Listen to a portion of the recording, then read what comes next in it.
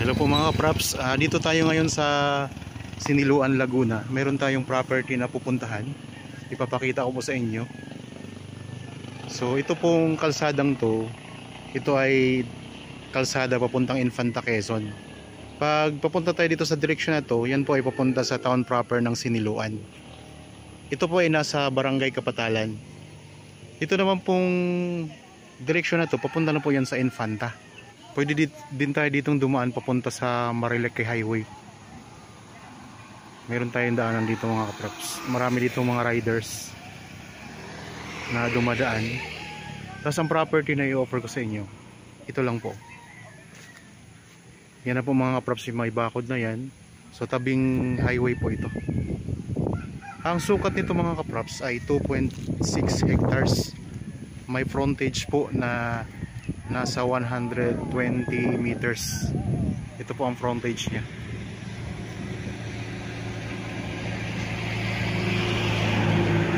Ang kagandahan nito, pag nag-widening mga kapraps, malayo na po siya sa di na siya mapapasama kapag nag-widening. Kasi mayroon na siyang allowance dito. Tapos ito yung property mga kapraps. Pupuntahan natin.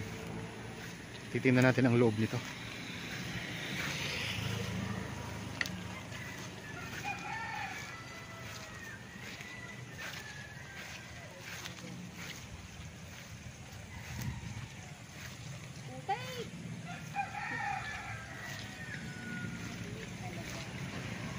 Yeah. So, meron ditong sapa mga kapaps.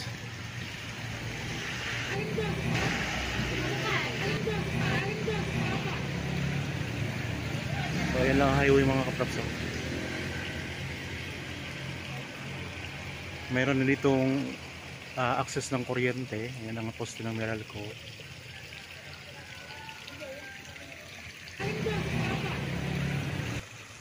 Tabing highway lang yan mga kapraps.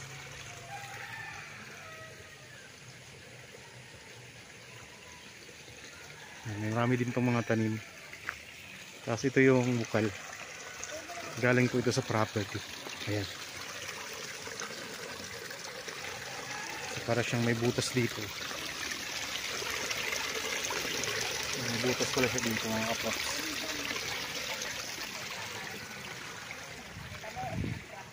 So meron pa tong bukal sa loob.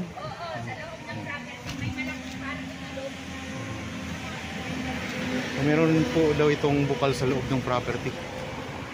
Kaya titingnan natin.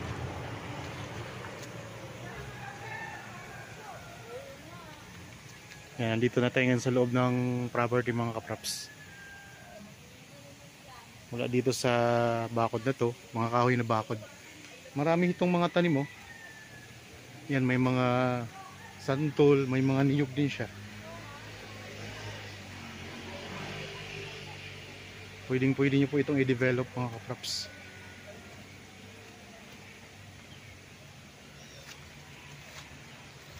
So, medyo maulan lang ngayon kaya basa po yung mga damo dito. Medyo may konting mga putik.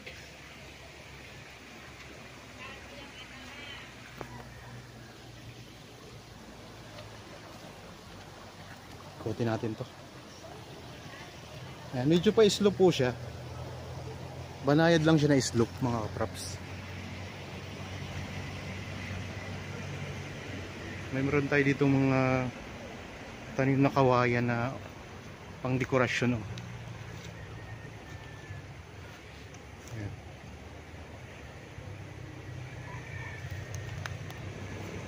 Simula dito, tanaw natin ang highway mga kapraps.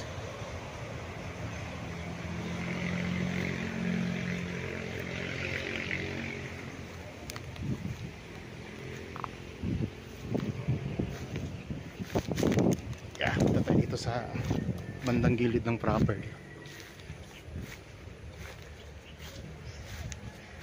Meron tong sariling tangke ng tubig.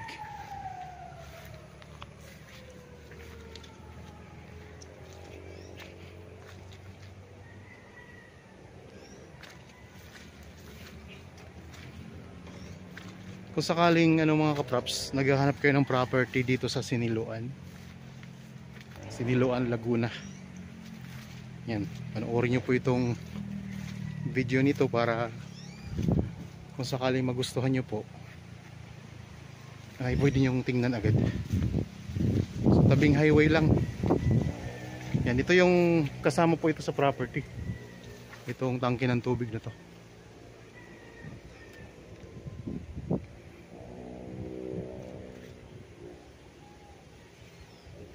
Punta tayo naman dun sa kabilang side.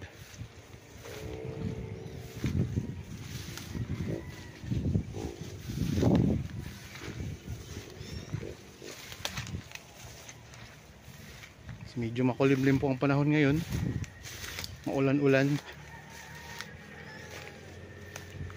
Kanina sa dinaanan namin ay maulan, galing kaming pila.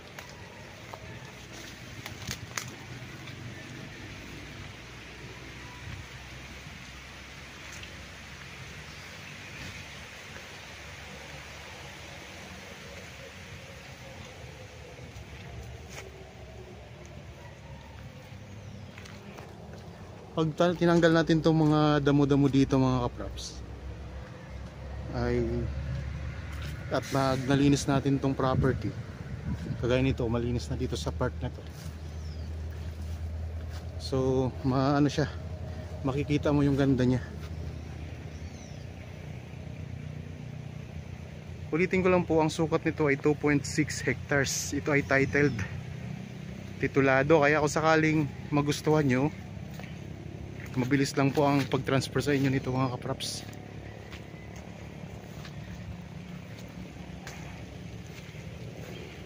So malawak to na lupa kasi 2.6 hectares. Bali, ang presyo po ay nandiyan naman po sa description box at sa title nitong video.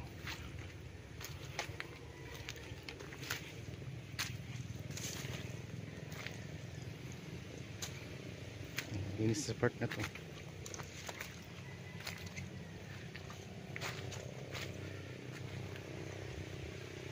Yan, dito tayo sa may bandang gilid ng property sa right side. So naulan po mga kaprops.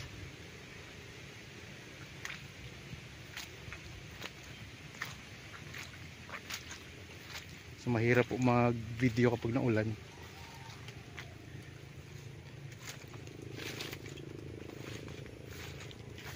Nandito ang bukal, oh. Yan, ito yung sinabi ko kanina na may bukal dito sa loob ng property mga kaprops. Ayan. So dito nang gagaling yung tubig na umaagas doon pababa. So ito ang tubig. Ayan. Umaagas po yan pababa. So galing siya dito sa bukal na to.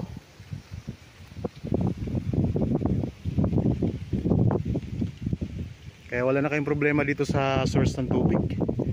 Kasi mayroon lang sariling bukal itong property. Ayan mga kaprops. Kalinaw ng tubig, oh. Tapos mayroon na rin siyang tangke, yung pinanggalingan natin kanina. Nakita nyo po, may tangke doon. Ayan mga tanim, mga santol. Marami siyang mga tanim na santol mga kaprops. At may mga iba pang mga prutas dito sa loob.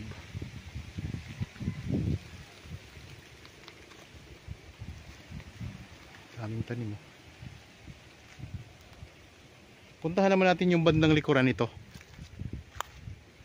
Ulitin ko lang po, ang property nito ay matatagpuan natin sa Barangay Kapatalan, bayan po ng Siniloan, Laguna. So tabing highway lang po. At ang daanan po ay papuntang Infanta, Quezon. Tapos pwede ring dumaan dito, may daanan din dito papunta sa Marilake Highway. So alam niyo naman po kung ano yung Marilake mga kaprops. Yung sikat na sikat para sa mga rider. Maraming nagra-rides. Dito meron tayong mga mountain views, oh, sa likod. Ayun mga kaprops. So inuulan po tayo ngayon. Maganda siguro to kung walang ulan. Tanaw na tanaw natin yung palibot nito. Yung mga magagandang bundok.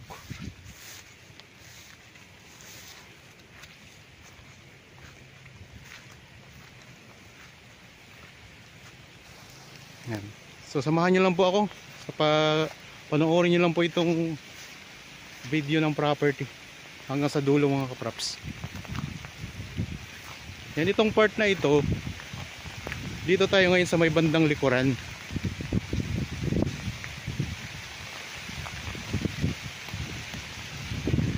Sa bandang likuran tayo ng property ngayon mga kapraps. Doon matatanaw din natin, may matatanaw tayong bundok doon, no? Maganda dito.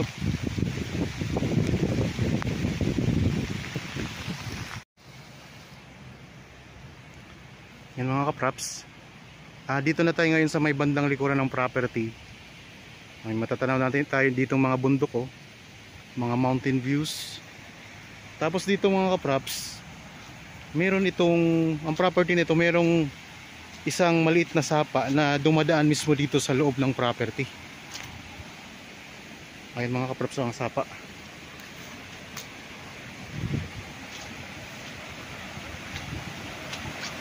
Dito. Nandito mismo siya sa loob ng property yan mga kapraps. Mataas siya na lupa, mataas na part ng lupa, pero meron siyang sapa na dumadaloy dito sa loob mismo ng property mga kapraps. Maliit lang na sapa yan mga kapraps, eh. So napakalinaw pa ng tubig. Yan, pwede tayong maghugas dito ng ating paa. So bumabagsak po siya doon pababa. Yan. So meron dito mga tanim ng mga langka.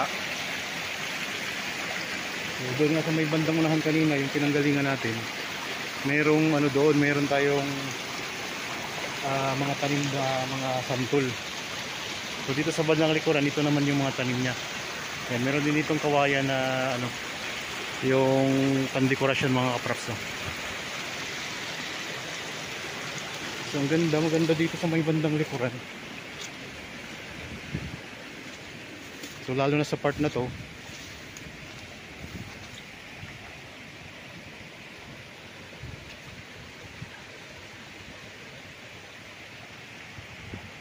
natin yung camera mga kapraps.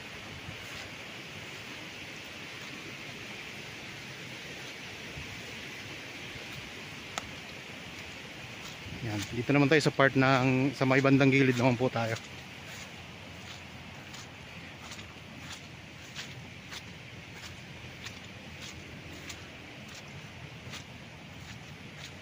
Maganda rin dito mga kapraps, oh. Tingnan niyo.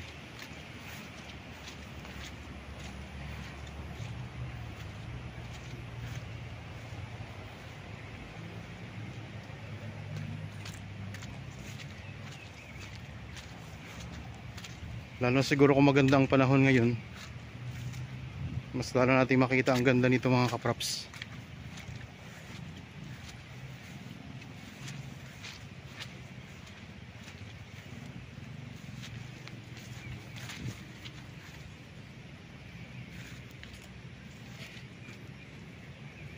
Yeah, dito na tayo sa may bandang gilid, oh.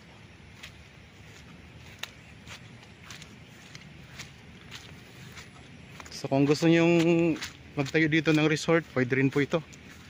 Rest house, pwede rin po. Maganda ang view dito. Maganda ang ambience dito.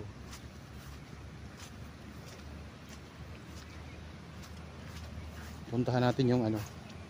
Kasi bukod sa maliit na sapa kanina na nakita natin, meron din ditong sapa sa may boundary niya na maganda. Puntahan din po natin yun.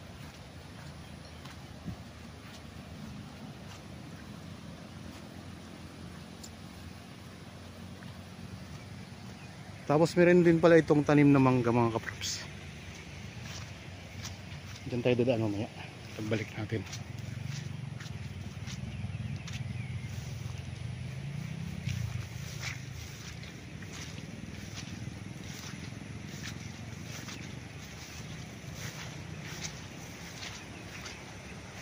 So ayun mga kapraps, tanaw natin dito ang magandang sapaw. Ayun siya. So hanap tayo ng madadaanan.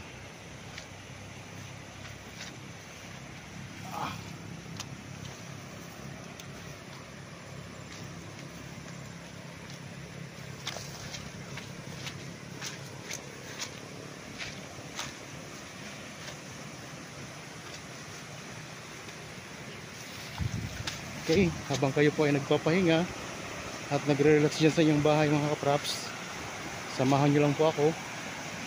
Panoorin nyo po itong video ng property na in-offer ko ngayon sa inyo. Yung sapa oh.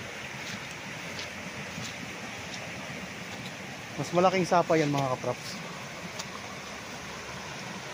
Maganda siya. Ayan. Punta tayo doon sa may bandang gilid mismo.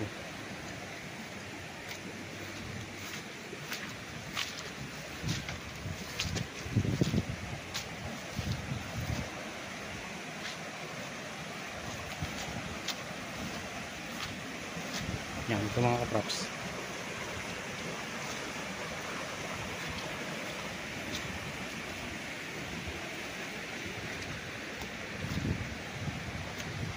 Yan, mismo nandito siya sa loob ng property. Yung sapa niya.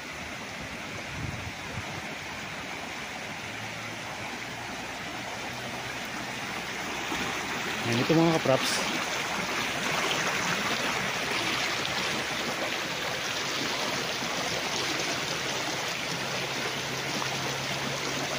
Ito lang.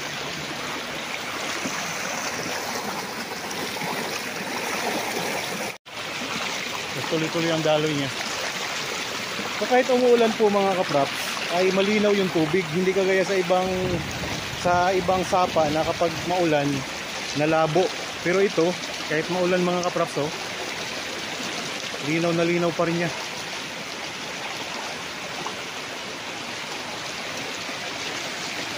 Pwede itong gawing camping site, resort.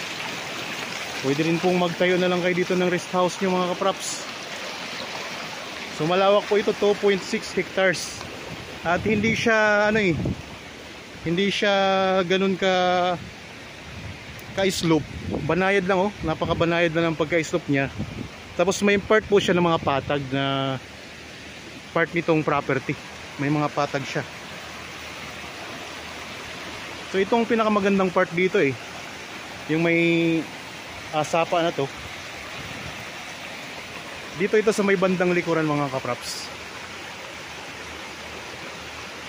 Ayos oh. Okay. Balik na tayo doon sa may unahan.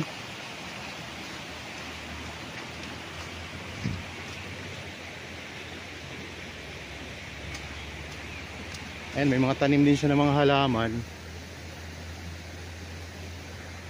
So mataba din ang lupa dito.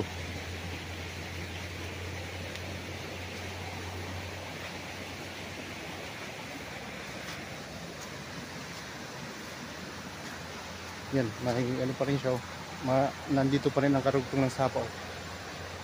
So ito yung part ng property na ano siya, magandang part oh. Yan, may mga tanim din siya ng mga halaman. Kunting tabas lang nito mga kaprops. Ganda nito.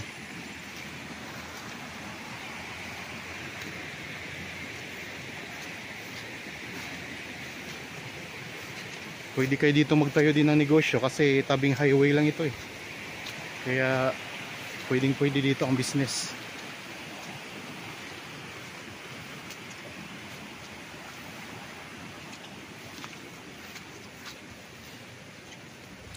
Yan, tingnan nyo po.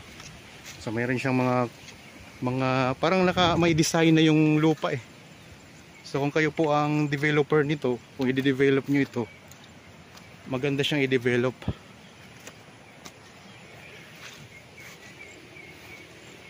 Punta tayo dito sa may mangga. Tingnan lang natin kung anong meron dito.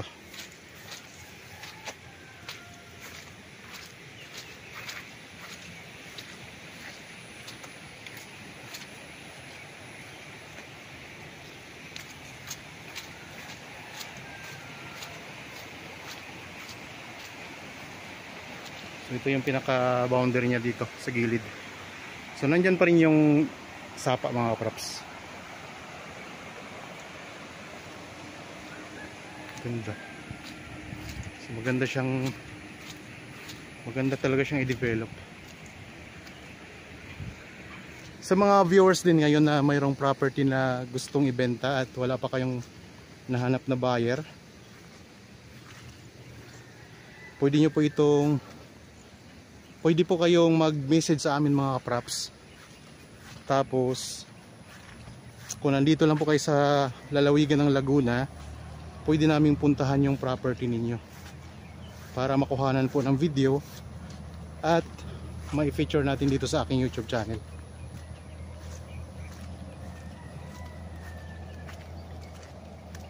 Balik na tayo dito sa sa pinanggalingan natin kanina. Yan, ito yung tangke na pinakita ko. So kasama po ito, sako po ito ng property.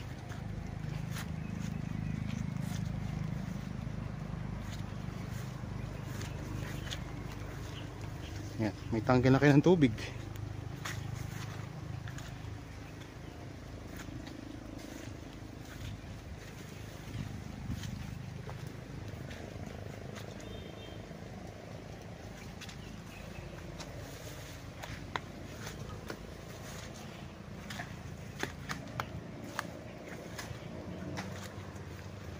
Ito yung may maraming tanim na mga asantol.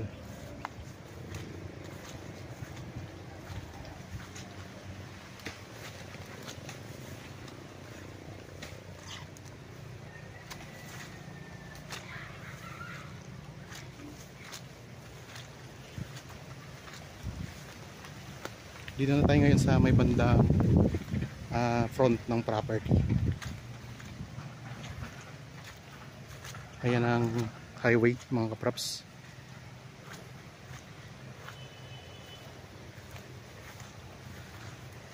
Dito yan, pwede kayo ditong magtayo ng inyong rest house, oh. So maganda ang view dito, maganda ang location dito, maganda ang pwesto. Ikot ko lang ang camera.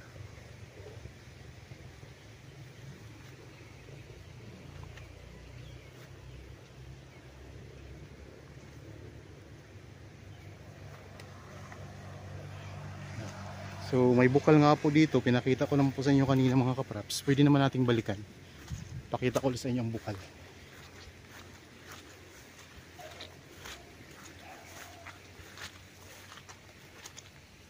Nandito siya mismo sa loob ng property yung bukal eh.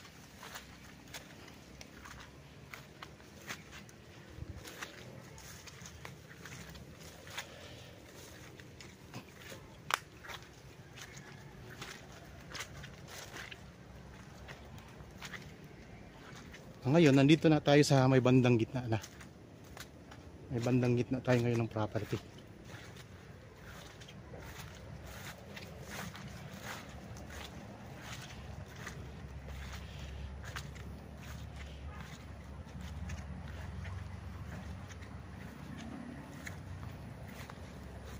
Yan, ito yung bukal mga kapraps, oh.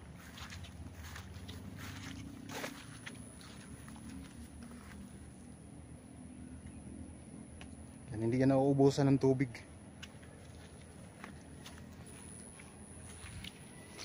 Yan, nadali siya dito ang bukal.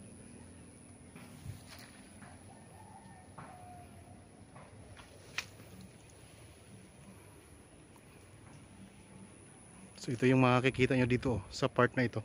Nandito tayo ngayon sa may bandang gitna ng property mga kapraps.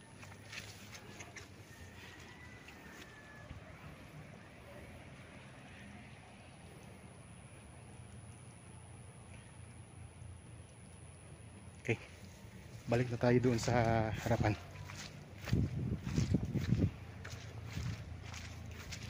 Mga kapraps, kung halimbawa gusto nyo makita ito ng personal, mas maganda kasi kayo na mismo ang makakita kung gaano to kaganda. Personal yung makikita.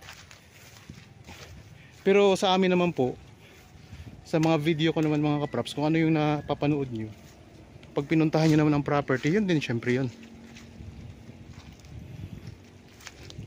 So mas maganda pa nga pag nakita nyo talaga ng personal to, para kayo na mismo ang magkapagsasabi. So murang-mura lang po ang benta nito, nasa description box at sa title nitong video. Kaya kung kaya naman po ninyo mga kapraps, bilhin nyo na agad to.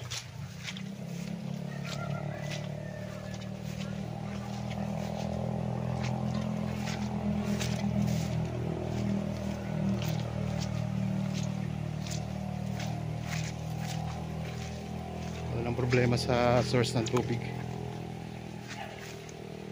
Tapos meron na ring source ng kuryente.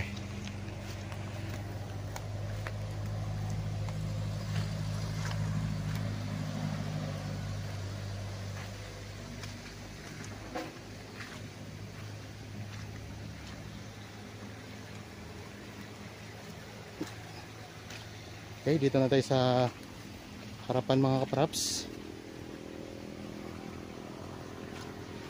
Tapos dito nang gagaling yung tubig kanina na lumalabas doon sa unahan. Ipakita ko rin sa inyo. Ito yung tubig na may tubig dito na dumadaloy.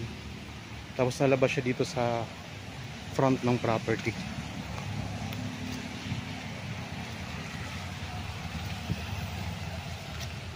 Yan, dito na tayo ngayon sa harapan mga kapraps.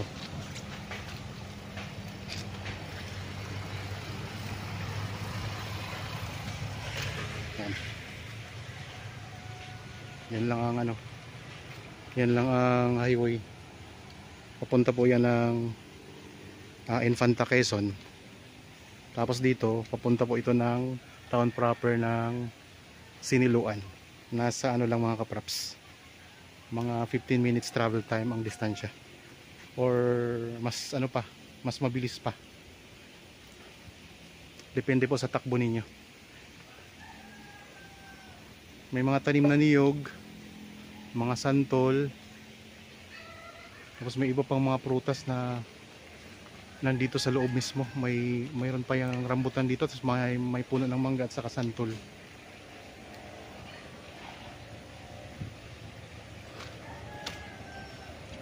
So ito yung frontage. Nandito na tayo ngayon sa labas ng bakod. Ito na frontage. Yan, maraming dumadaan dito.